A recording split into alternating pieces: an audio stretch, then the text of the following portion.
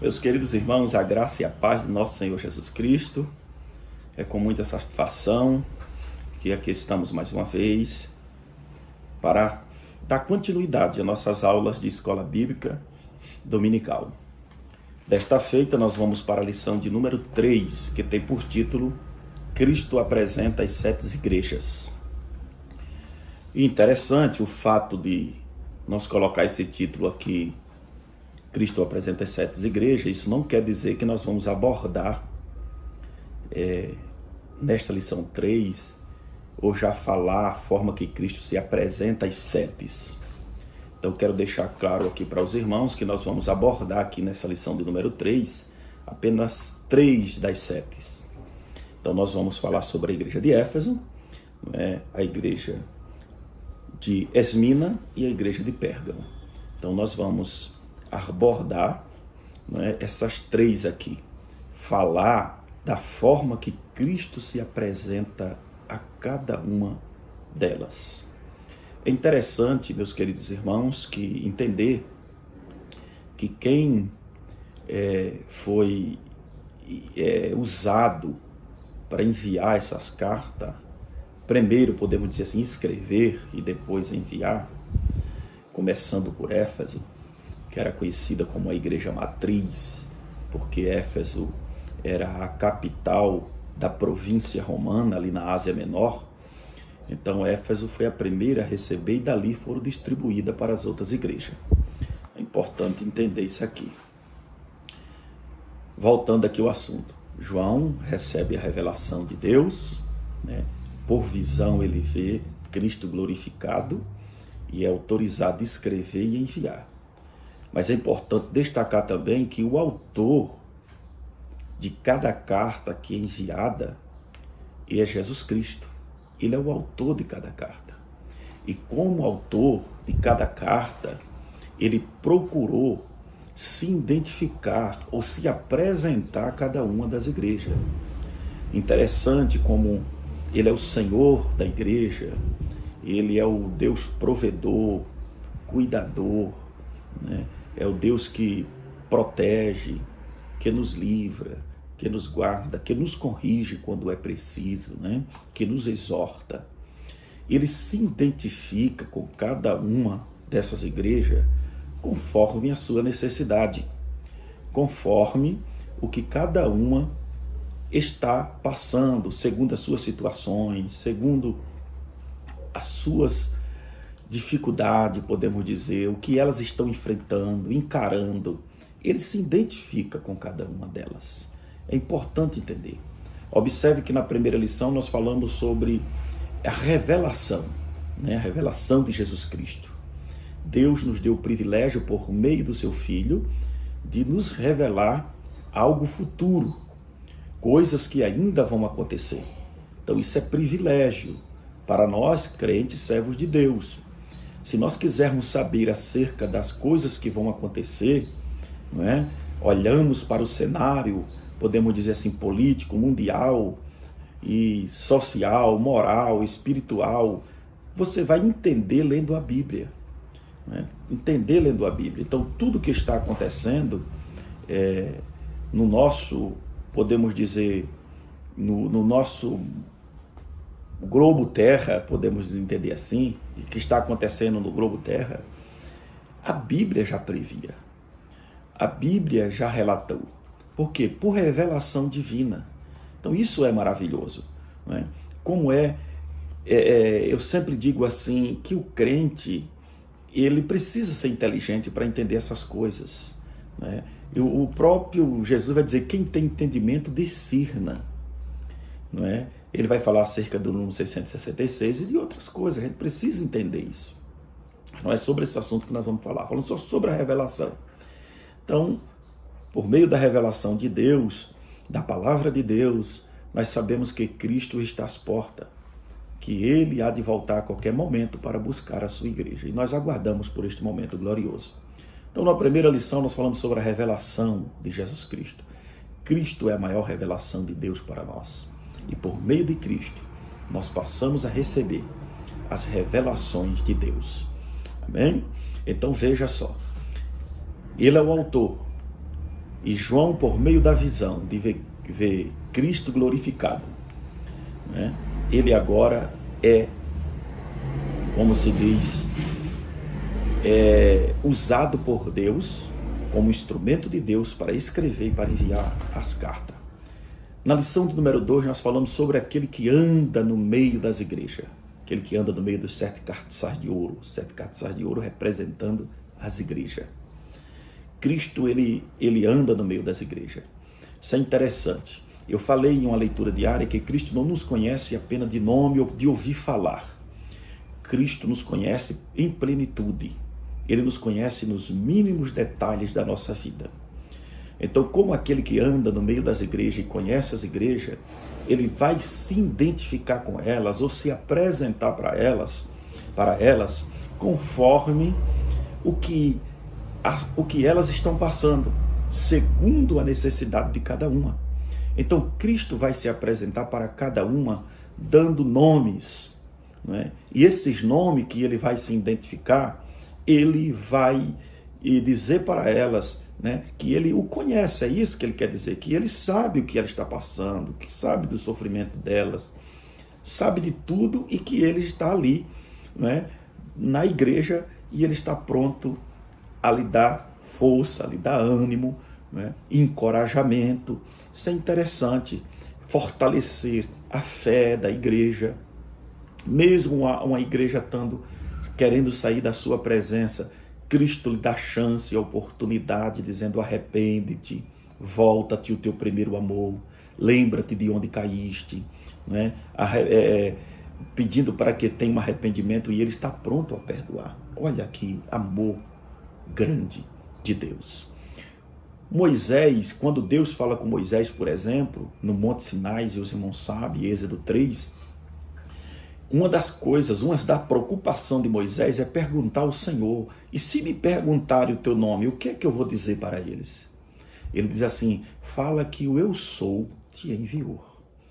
Então, quando ele se identifica dessa forma, isso nos dá a entender que Cristo, o próprio Deus falando ali, ele vai dizer que ele é, eu sou. O que é que Cristo diz? Cristo vai dizer: eu sou a videira verdadeira, eu sou o caminho, a verdade e a vida, eu sou o pão vivo que desceu do céu, né? Então, ele é a água, né, que sacia a sede. Então, veja só, o que é que ele está querendo dizer para Moisés? Eu sou o que você necessita que eu sou, né? Ele supre a necessidade de cada um. Se você tem fome, ele é o pão. Se você tem sede, ele é a água. Ele é luz para o nosso caminho. Olha só que coisa maravilhosa. Como disse o salmista, é lâmpada para os meus pés.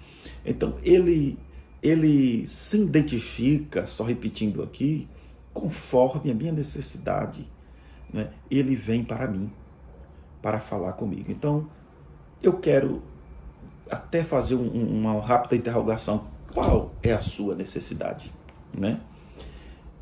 Tem um verso e um salmo que eu acho muito lindo, é o 37, o verso 5, diz assim: entrega teus caminhos, Senhor, confia nele, e ele tudo fará.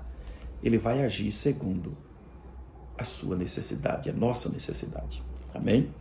Então chegamos na lição número 3, falando da forma que Cristo, então eu abordei aqui, Cristo apresenta-se às 7 igrejas, dando início, né, às apresentação de Cristo às igrejas. Então, só voltando aqui, Cristo é o autor de cada carta. E como autor, ele vai se identificar, ele vai se apresentar. Não é como alguém que vai enviar uma carta, ou vai se apresentar para alguém, diz aqui, ó, eu sou fulano de tal, né? Se você vai se apresentar para alguém, e ele, por exemplo, vou dar um pequeno exemplo, e ele precisa de um advogado, o que é que você vai se apresentar como? Então, eu sou fulano de tal, advogado tal. Quer dizer, eu sou aquele que vai pegar a tua causa e vou cuidar dela. Eu vou cuidar da tua causa. Então, ele se apresentou como um advogado, porque você precisava de um advogado. Quando você tem necessidade de um médico, por exemplo, você não vai procurar um advogado. O médico vai se apresentar para você, vai dizer: olha, eu sou o médico fulano de tal, dependendo do assunto. Ele vai dizer: eu sou um cardiologista, eu sou um neurologista, eu sou um cirurgião. E assim sucessivamente ele vai se apresentar conforme a sua necessidade. Imagine que você precisa do neurologista e você vai no cardiologista. Aí você chega no cardiologista, ele vai dizer assim, olha, essa causa eu sou. Ele vai se apresentar como cardiologista. Mas ele vai dizer para você, a sua causa não é para mim. Porque o seu problema é na cabeça, ele vai dizer, é para o neurologista. Então você procura ele. Aí se você vai no neuro, por exemplo, e o seu problema não é na cabeça, é nos olhos. Ele vai dizer, olha, procuro oftalmologista, porque é ele que vai cuidar dessa causa. Então ele vai se apresentar em conformidade com a necessidade. Quer dizer, olha, eu sou dessa área. Agora, como Cristo é aquele que anda no meio das igrejas e nos conhece, antes mesmo de eu falar alguma coisa, ele já sabe o que eu estou sentindo, né? E ele também ouve o nosso clamor, o que eu e você pedimos, ele vai se identificar. Agora eu poderia usar a expressão, você precisa, no sentido espiritual, no sentido geral aqui, você precisa de um advogado? Aí nós vamos ter que ir lá para João capítulo 2. Né? Ele vai dizer assim, nós temos um advogado para com o Pai, Jesus Cristo, o justo. Então, 1 João capítulo 2, versículo 1. Então, diz assim, ele é o advogado. Né? João, quando está no Apocalipse chorando, veja só, ele diz assim, eu chorava muito porque não achei, né? Ele diz assim, não encontrei ninguém digno de abrir o livro e de desatar seus 7 selos. Nem na terra, né? Nem embaixo do céu. E ele vai descrever algo ali muito interessante. E aparece um ancião dizendo assim, João, não chores, eis aí o leão da tribo de Judá, que morreu, né? E reviveu. E veja que João diz que virou, e eu virei-me para ver quem falava comigo. E quando olhei, vi o Cordeiro de Deus. Que coisa interessante, não é, irmãos? Nós temos aqui, parece que uma controvérsia, porque o ancião vê o leão da tribo de Judá, João vira, vê o Cordeiro de Deus. Mas por quê? Veja que o ancião, ele está vendo Cristo como leão da tribo de Judá, o Deus Todo-Poderoso, né? Aquele que não perde batalha, o Rei dos Reis e Senhor dos Senhores. Enquanto João olha e vê um cordeiro, mas agora pare para pensar, João está chorando, João está precisando de consolo. Cordeiro é algo dócil, né? Meigo. Então Cristo aparece para João, não da forma que aparece para o ancião. Ele diz assim, João, eu estou aqui como cordeiro, assim, o Cordeiro de Deus, glorificado, que tira o pecado do mundo. Olha que coisa maravilhosa. Cristo vai aparecer para você conforme a sua necessidade. Ele vai se identificar para mim, para você, conforme o que eu e você estamos necessitando. Amém? Vamos lá para a nossa lição. Então, a introdução, eu não vou ler porque já demos aqui um entendimento do que eu já escrevi aqui na introdução. Nós vamos para a primeira carta. Cristo apresenta-se à igreja de Éfeso. Cristo apresenta a igreja de Éfeso. Eu falei aqui para os irmãos que Éfeso era a capital da província romana na Ásia Menor. Mas nós não vamos trazer aqui uma descrição acerca da igreja de Éfeso, porque nós vamos falar sobre isso em lições posteriores. Então, nós não vamos entrar aqui nisso. Vamos falar só a forma que Cristo se apresentou para elas por enquanto. Não é? O autor da igreja. Então, eu falei para os irmãos que o autor da carta é Jesus. Não é? O autor divino dessas 7 cartas é Jesus Cristo. Não é? No início de cada epístola, após a saudação, ele é descrito de uma maneira singular. Cada vez o autor é apresentado com a palavra isto diz. E eu dou uma pontuada aqui para só reforçar o que eu já falei. Reforçar o que eu já falei, por quê? Porque eu falei para os irmãos e trouxe aqui uma analogia, podemos dizer assim, ou uma conjectura acerca do advogado, do médico, que ele vai se apresentar, né? Conforme aquilo que ele é, e você procurou para a sua necessidade. Então, ele apresenta de uma forma singular. Isto diz. Ele diz o quê? Ele diz o que é santo, isto diz o que é verdadeiro, né? Aquele que tem a chave de Davi, o que fecha ninguém abre, né? O que abre ninguém fecha. Então, isto diz, conforme a minha e a sua necessidade. Então, daquilo que você está necessitando, precisando, eu falei aqui também a respeito do pão. Estudies o pão vivo que desceu do céu, né? Estudies o caminho, a verdade e a vida. Estudies a água que sacia a sede. Então, isso é importante. O juiz justo e fiel. Então, meus queridos irmãos, é importante entender isso aqui. Vamos lá. Então, segue a descrição do Cristo glorificado. Porque João tem uma visão do Cristo glorificado. O Senhor da igreja, não é? Aquele que vence batalha por nós, ou que venceu, melhor dizendo, todas as batalhas por nós, porque Cristo não saiu para vencer, ele já é vencedor. Cristo glorificado, não é? O provedor, aquele que podemos dizer assim, mantém a igreja firme aos seus pés, né? Que provê o sustento para a igreja, isso de várias formas. Então podemos ver, tanto Éfeso quanto as outras igrejas precisava lembrar da presença de Jesus. Tanto Éfeso quanto as outras igrejas precisavam lembrar da presença de Jesus. Éfeso recebe 2 cartas, olha que coisa interessante. Primeiro, do apóstolo Paulo, né? E segundo, do próprio Jesus, enviada pelo apóstolo João. Isso é muito maravilhoso, isso é interessante. Vamos lá. Ainda hoje, Cristo anda no meio das suas igrejas. Eu falei na introdução, ainda hoje Cristo anda no meio das igrejas, observando os seus procedimentos para agir quando for necessário. Meus queridos irmãos, uma igreja em que Cristo não está mais nela, não é? Como se diz, eu não poderia usar uma expressão aqui, ele não vai falar mais.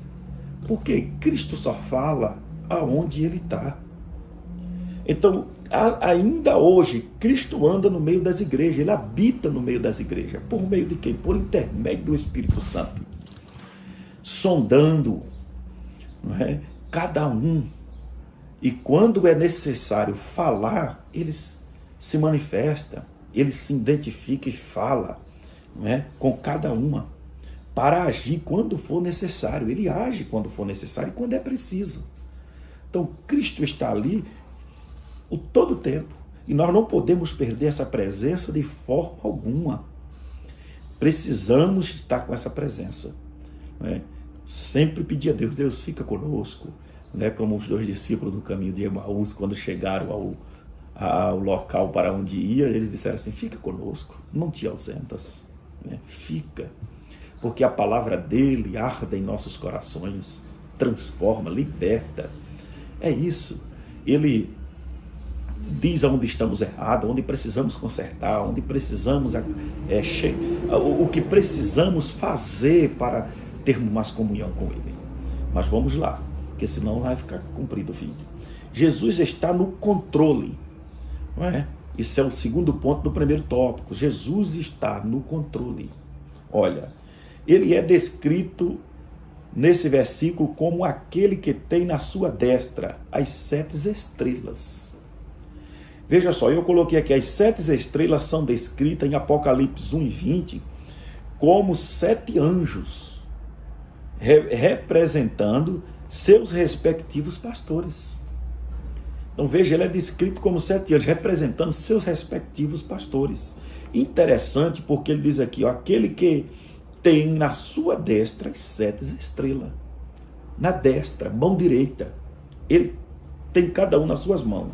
Mas vamos entender melhor. Veja só, todos os verdadeiros pastores de todas as igrejas estão nas mãos de Cristo. E agora eu pontuar aqui porque todos os verdadeiros pastores, né, todos os verdadeiros pastores de todas as igrejas, né, estão nas mãos de Cristo. Estão na mão de Cristo. Agora, veja só, é verdadeiros pastores. Eu acho interessante uma palavra de um certo pastor. Ele disse o seguinte, que não existe pastor pilantra. Existe pilantra com o nome de pastor. Então, eu achei interessante, a gente aprende com isso, porque antes de você abrir a boca e falar pastor pilantra, pastor não sei lá das quantas, não é? Não faça isso, porque não existe pastor malandro ou pilantra, como se diz. Existe pilantra ou malandro com o nome de pastor. Então, fulano ali é um malandro querendo ser pastor, usando o nome de pastor. Isso é interessante, eu aprendi com isso. Não é? Porque às vezes você está ofendendo os verdadeiros pastores que estão na mão de Deus, que estão lutando para fazer a vontade de Deus. E se está na mão de Deus, é porque Deus está com ele, não é? E ele está com Deus, esses pastores. Então isso é muito interessante. Então ele diz assim: se vós estiverdes em mim e eu estiver em vós, pedireis tudo o que queres, será feito. Aí vamos lá. A maneira que Cristo se move no meio das igrejas, ele segura os ministros nas suas mãos. Então Cristo segura os ministros nas suas mãos. A maneira que ele se move, ele o orienta. Olha só, ele o orienta, ele o guia, ele dá discernimento, não é? Ele vai revelando, ele vai enchendo da presença dele. Então é ele que faz isso com os seus ministros. Terceiro ponto do primeiro tópico: Cristo anda no meio das igrejas. É o que, só dando continuidade o que estamos falando. Jesus é descrito no versículo 1 como aquele que anda no meio dos sete castiçais de ouro, ou candelabro, claramente identificado por Jesus como que simbolizando as igrejas. Está Apocalipse, capítulo 1, versículo 20. Cristo está no meio da igreja que serve a ele com fidelidade e habita nela por intermédio do Espírito Santo. Oh, maravilha! Não é? Cristo está no meio da igreja e que serve a ele com fidelidade. Que serve a ele, Cristo está. Porque, eu vou dizer algo aqui, você iria aonde você não é convidado? Você entraria no lugar aonde as pessoas lhe rejeitam? Aonde as pessoas lhe desprezam? Aonde as pessoas fazem pouco caso de você? Não. Jesus está no meio de quem o aceita ele, de quem o recebe ele. É isso. Se alguém não quer, ele é educado, ele não é invasor, ele não vai entrar onde ele não é chamado, onde ele não é aceito, ele não vai entrar onde ele é rejeitado. Mesmo assim ele diz: eis que estou à porta e bato. Está vendo? Se você abrir, eu entro para cear com você. E em lição posteriores nós vamos aprender sobre isso. Que coisa maravilhosa, por intermédio do Espírito Santo. 1 Coríntios 3, 16 ao 17, 1 Coríntios 6, capítulo 19, versículo 20. O Espírito Santo nos ajuda a lembrar das palavras de Jesus. Não esqueça disso. Isso está em João capítulo 14, versículo 26. O Espírito Santo é aquele, como disse Jesus, ele vos lembrará de tudo quanto eu tenho dito, falado. Temos que falar como falou Davi, no Salmo 51, verso 11. Né? Ele vai dizer assim: não me lances fora da tua presença, né? e não retire de mim o teu Espírito Santo, mas torna a dar-me a alegria da minha salvação. Então, a preocupação de um salmista ali diz: não me lance fora da tua presença. Eu quero estar na presença do Senhor. Quero que o Senhor esteja na minha vida. Cristo habita numa igreja que anda na sua presença.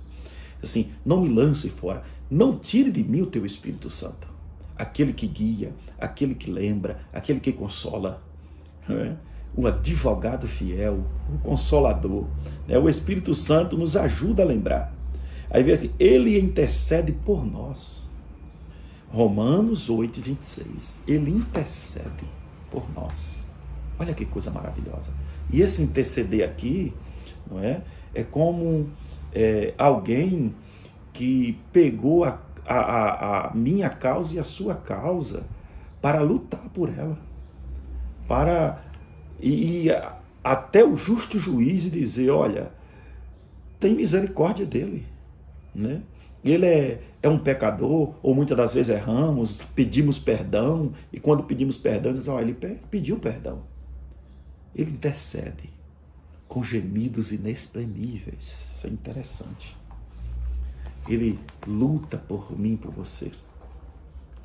Vamos lá para o segundo tópico da nossa lição. Então agora E nós observamos aqui a forma que ele se apresenta à igreja de Éfeso, né?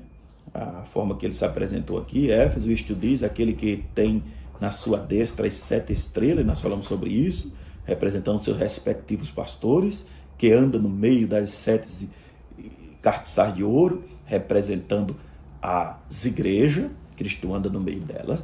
Então vamos agora para a igreja de Esmina. E falando para os irmãos, nós vamos trazer agora uma definição, vamos deixar para chegar lá, né? Quando nós chegar lá, falando verdadeiramente das igrejas, aqui nós estamos falando na forma que Cristo se apresentou para cada uma delas, pela carta enviada. Vamos aqui para o autor da carta. Cristo é aqui identificado como o primeiro e o último. Já encontramos essa expressão em Apocalipse 1:17. Ele então é descrito como aquele que foi morto e reviveu, ou que esteve morto e tornou a viver. Isto também lembra Apocalipse 1:18. Foi morto, mas eis aqui estou vivo, para todo sempre. A referência claramente é a crucificação e a ressurreição de Cristo. Cristo traz a lembrança ou a memória desta igreja que ele é aquele que morreu na cruz do Calvário, mas que ressuscitou ao 3º dia. Que ele é aquele que remiu nossos pecados, que nos justificou por meio da morte, que nos purificou, que para nós não existia solução, mas que ele dele trouxe a solução, né? Que ele nos comprou com alto preço, que nós tínhamos uma dívida impagável, mas que ele tinha a solução para pagar. Nós não dava conta, mas ele pagou. Então isso é interessante, né? Vamos lá, porque senão vai ficar comprido o vídeo. Primeiro, porque ele é antes de todas as coisas. Isso é Isaías, eu não vou ler 43:13, Colossenses 1:17 e 18. Primeiro, porque todas as coisas são dele. O último, porque todas as coisas são para ele. Ele é o primogênito da criação de Deus, né? E o último diz assim, todas as coisas são para ele. Tudo é para ele. Meus queridos irmãos, toda honra, toda glória é para Jesus. Por mais que o homem seja negligente e não queira glorificar o nome de Deus, ele não vai deixar de ser Deus. Ele não vai perder, como se diz, a sua posição de um Deus todo-poderoso. Que se o homem nascer glorificar, ele é Deus. E se o homem nascer, morrer e não glorificar, ele continua sendo Deus. E os seus projetos não podem ser impedidos. Nenhum dos seus planos. Mas vamos andar, né? Segundo ponto do segundo tópico. O primeiro e o último. Né? A forma que ele se apresentou à igreja de Esmina. Vamos lá, o primeiro e o último. Essa palavra tinha uma relevância peculiar na carta à igreja de Esmina, porque essa cidade havia morrido e tornou a viver. O que é que eu lhe falei? Né? Que Cristo se identifica em conformidade com aquilo que nós estamos, em conformidade com a nossa situação, muitas das vezes, ou com o que estamos passando, né? Conforme com aquilo que estamos passando, né? Ou que passamos, muitas das vezes. Às vezes você está passando uma provação, ou passou, e você não entendeu, não sabe o porquê. Mas Cristo sabe, Ele entende. Então veja que essa igreja, essa cidade, ela foi destruída e passou um período assolada. Vamos entender aqui. A cidade de Esmina foi destruída por volta do ano 627 antes de Cristo. Ficou deserta e em ruínas durante 400 anos, não é pouco. Tempo em que não houve cidade ali, apenas algumas vilas espalhadas. Alguém diz, todos os leitores de Esmina certamente seria sensibilizado frente à impressionante analogia com a história primitiva de sua própria cidade. Todos, ele diz assim, todos os leitores de Esmina certamente seria sensibilizado frente à impressionante analogia com a história primitiva de sua própria cidade. Imaginem quando Cristo fala ou usa alguém e diz assim: eu tenho visto o teu sofrimento, tenho visto o que tu tem passado. Veja uma coisa que nos sensibiliza bastante. Diz assim: eu vi as tuas lágrimas quando tu chorava pela madrugada, porque ninguém viu. Às vezes você está passando numa situação tão difícil e Cristo diz assim: eu sei o que é que tu está passando e eu tenho cuidado de ti. Meus irmãos, não tem como você não cair em lágrimas, porque Cristo está identificando com você conforme o que você passou, está passando. Então, quando os leitores de Esmina liam isso aqui, não é? A história é como se diz, similar. Cristo diz assim: eu fui morto e reviveu. Então ele diz assim: é como essa cidade tinha sido morta e tinha sido revivido, ficou durante 400 anos. Cristo se apresentou para elas, como dizendo para elas: olha, o que vocês passou não é nada. Não é? Eu passei muito mais por vocês. Eu também fui morto, mas revivi ao terceiro dia. E aqui estou vivo para todo o sempre. Vocês são passageiros. Aqui tudo passa, mas eu não. É isso que ele quer dizer. Eu permaneço firme. Não perde batalha. Glória a Jesus. Terceiro ponto do nosso segundo tópico. Vamos lá. Esmina. O nome Esmina significa amargo e é relacionado à palavra mirra. Essa comunidade ainda existe hoje com o nome de Isme. A congregação de Esmina foi perseguida pela sua fé. A congregação de Esmina foi perseguida porque pela sua fé. Se alguém te persegue pela sua fé, não se atemorize. Isso não é da agora. Sempre vão existir os perseguidores de nossa fé. O que explica, vou voltar aqui um pouquinho atrás. A congregação de Esmina foi perseguida pela sua fé. O que explica o porquê o Senhor enfatiza a sua morte e ressurreição no início dessa mensagem. Perseguida pela sua fé, sua morte e ressurreição. Isso quer dizer, Cristo foi perseguido, foi esbofeteado, arrastado nas ruas de Jerusalém, carregou uma cruz que não era dele. Então ele está dizendo para ela: olhe por onde eu passei. Quando você estiver sendo perseguido pela sua fé, não queira desistir, não queira parar. Olhe para o Calvário, olhe para o que Jesus passou. É somente olhar para isso, olhar para o que ele passou, e você vai dizer: rapaz, estão me perseguindo, mas o meu Cristo sofreu muito mais por mim. Então ele vai dizer assim: vós sereis odiados por causa de meu nome. Não é por causa de nós mesmos, é por causa do nome de Cristo. E a gente tem que estar pronto a sofrer pelo nome de Cristo. Qualquer que seja a experiência pela qual o povo de Deus passa, o Senhor sempre se identifica com ele. Qual seja a experiência que o povo de Deus passa, o Senhor vai se identificar. Conforme qual a sua experiência de vida, de fé, Qual a sua experiência de fé? Cristo vai identificar comigo e com você conforme o que eu estou passando e você está passando. Conforme o que você está passando por causa da sua fé, Cristo vai se identificar. Cristo vai dizer: olha, olhe para a cruz. Olhe antes de querer desistir, de querer parar. Amém? Olha que coisa maravilhosa a palavra de Deus, Agora nós vamos para a igreja de Pérgamo. A forma que Cristo se identifica a igreja de Pérgamo. Vamos lá. Agora nós vamos falar aqui sobre o autor da carta novamente, mas aqui, desta vez, Cristo é descrito como aquele que tem a espada aguda de 2 fios. Olha só, que coisa interessante. Nós podíamos aqui recapitular, Ele é apresentado aqui na primeira como,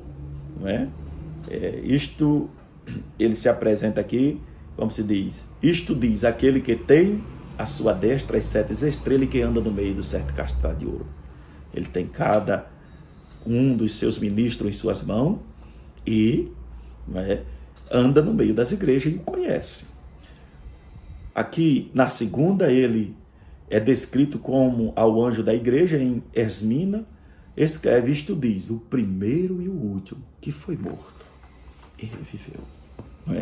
Ele está dizendo que ele passou tudo por amor a cada uma delas, né? Que ele morreu e reviveu e que está vivo e para todo o sempre, né? Dizendo para elas que o que elas estavam passando não era nada acerca do que ele já tinha passado por cada um de nós. Agora nós vamos para a igreja de Pérgamo.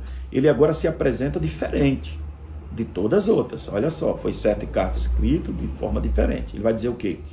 Aquele que tem a espada aguda de 2 fios. A razão dessa referência, a espada, é vista claramente em Apocalipse 1:16. Ele deve ser instrumento de julgamento, ela deve ser instrumento de julgamento contra os hereges de Pérgamo. Meus queridos irmãos, só pontuar aqui um pouquinho. A espada, ela tem vários significados na Bíblia e nós vamos aprender sobre isso aqui nos últimos 2 tópicos, dos últimos 2 pontos do 3º tópico. Então a espada tem vários significados. E um dos maiores significados da espada aqui é a palavra de Deus, a espada do Espírito Santo, que é a palavra de Deus, que está em Éfeso, capítulo número 6, versículo 17. E veja, às vezes queremos discutir, brigar por coisas vãs dessa terra. E queremos usar nossa força, os nossos intelectuais para querermos discutir, né? Agora, Jesus nos ensina, use a espada do Espírito Santo, debaixo de oração, consagração, debaixo da graça de Jesus Cristo. Usar a espada do Espírito Santo. Salomão nos dá um exemplo. Os irmãos conhecem a história quando aquelas 2 mulheres, uma dormiu em cima do filho, tomou o filho da outra e foram lá para Salomão fazer esse julgamento. E lá ficou uma discussão. O que é que Salomão faz? Me traz uma espada. Corta o menino ao meio e dá uma banda para cada uma. A mãe se compadeceu e disse, dá para ela. Filha, deixa com ela. É melhor dar para ela. Preferiu perder a guarda do filho e deixar com a outra que não era a mãe verdadeira. Mas aqui não era mãe, disse, nem eu nem ela. Parte no meio. Salomão logo entendeu no seu julgamento que a mãe verdadeira era aquela que só compadeceu do filho. Mas concluindo, resumindo, a espada. Salomão precisou de quê para fazer esse julgamento justo? A espada, a palavra de Deus. Essa é uma espada afiada de 2 gumes. Penetra a divisão da alma e do espírito. Ninguém sabe aonde é, mas a palavra penetra. A alma e o espírito são algo distinto, mas inseparáveis. Isso é interessante. Mas vamos lá para nós ganhar tempo. A espada. Há muitos usos simbólicos da palavra espada na Bíblia. Vamos lá. A espada era um instrumento da justiça divina. Ezequiel 21:3. A palavra de Deus é mais afiada que uma espada de 2 gumes. Olha, a palavra de Deus é mais afiada do que uma espada. Hebreus 4:12. Eu estou correndo aqui. A palavra de Deus é mais afiada que uma espada de 2 gumes. Hebreus 4:12. A espada do Espírito, que é a palavra de Deus, é parte do armamento do cristão na luta contra o mal. Fica aqui, né? Dá uma pausinha aqui. A espada do Espírito, que é a palavra de Deus, é parte do armamento do cristão na luta contra o mal. E quando nós lemos Efésios 6, a partir do versículo 10, nós vamos entender que a nossa luta não é contra a carne e o sangue. A nossa luta é espiritual, não é? A nossa luta é preciso entrar em uma outra dimensão para entender a tática, a estratégia, não é? Os ataques do nosso inimigo. É preciso entrar numa dimensão espiritual para entender, não é? Para reconhecer, não é? Ou podemos dizer assim, para entender como vencer essa batalha. E quem é nos que não vai fazer? O grande general, porque se revestiu totalmente das armaduras de Deus. E para poder vencermos é preciso estar revestido totalmente de Deus. Que ele usa a armadura ali, uma expressão metafórica, não é? Vai dizer armadura, escudo da fé, a coroaça de Deus, o capacete da justiça. E aí vai calçando os pés no evangelho da preparação da paz, e a espada do Espírito Santo, que é a palavra de Deus. Terceiro ponto do nosso terceiro tópico: como usar a espada, né? Como usar a espada. Quando usamos a espada de forma adequada, somos vitoriosos. A palavra de Deus é considerada uma espada bem afiada de 2 fios. Com ela, desembainhada, conseguimos combater as heresias e lutar contra o mal. Meus queridos irmãos, combatemos as heresias, né, com a verdadeira interpretação da palavra de Deus. Com a verdadeira interpretação, conseguimos fazer uma aplicação correta daquilo que estamos falando. Então, conseguimos vencer as heresias com essa espada desembainhada, a palavra de Deus, né? E lutar contra o mal, né? Lutar contra o mal. Mas se o cristão não vigiar, existe outras espadas que pode levá-lo à destruição. Se o cristão não vigiar, existe outras espadas que podem levá-los à destruição. Rapidinho aqui, ó. Palavra precipitadas são comparadas a uma espada que fura. Provérbio 12:18. Palavras precipitadas são consideradas uma espada que fura. É o cuidado que devemos ter.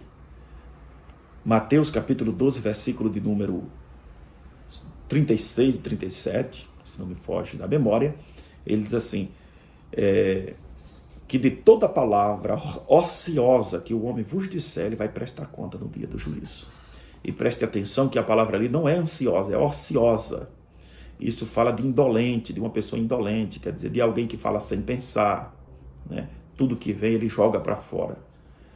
Uma pessoa que fala sem noção da coisa, né? Fala de irracionalidade. Olha só, se uma pessoa que fala aí igual uma pessoa louca, podemos dizer assim, nércia. Agora, veja, a palavra precipitada é como uma espada que fura. Assim, de tudo que falar vai prestar conta no dia do juízo. E ele vai dizer assim, porque por tuas palavras serás justificado e por tuas palavras serás condenado. Então, há o cuidado que devemos ter. A língua é como uma espada afiada. Isto está em Salmo 55, verso 21. É como uma espada afiada, a língua. Salomão vai escrever e dizer que o defamador, a língua, usando a língua, ele separa os melhores amigos. Eu sempre costumo dizer para alguém assim, você gostaria que alguém falasse mal de você? Qual seria a sua reação se você soubesse que alguém está falando mal de você? Não é? Então não fale mal da outra pessoa, porque você primeiro olha para você mesmo, para dentro de você, e analise qual seria a sua reação se soubesse que alguém estava falando mal de você. Se nós olhar assim, pensarmos assim, nós vamos fechar nossa boquinha e dizer assim, rapaz, eu vou vigiar antes que eu falar alguma coisa. Então, pense nisso. Qual seria? Porque se alguém descobrir também que você anda falando mal dele, aí a coisa vai pegar. Então, pense nisso. É um conselho de um homem de Deus, né, de um servo de Deus e de um amigo e irmão que quer te orientar no caminho do céu. Amém? Vamos lá. Vamos usar a espada do Espírito Santo. Isso é um conselho. Eu escrevi aqui dizendo, vamos usar a espada do Espírito Santo, esquecer essas coisas, picuinha, mexerico, né? Obra de engano, tudo que traz divisão, contenda, que vai causar mal dentro da igreja ou que vai causar mal para o corpo de Cristo. Vamos usar a espada do Espírito Santo que traz edificação, que dá vida e vida com abundância. Tomai também o capacete da salvação e a espada do Espírito Santo, que é a palavra de Deus. Oh, glória a Jesus. Fica todos na paz. Eu não vou ler a conclusão, você lê aí, professor, na sua sala de aula com seus alunos.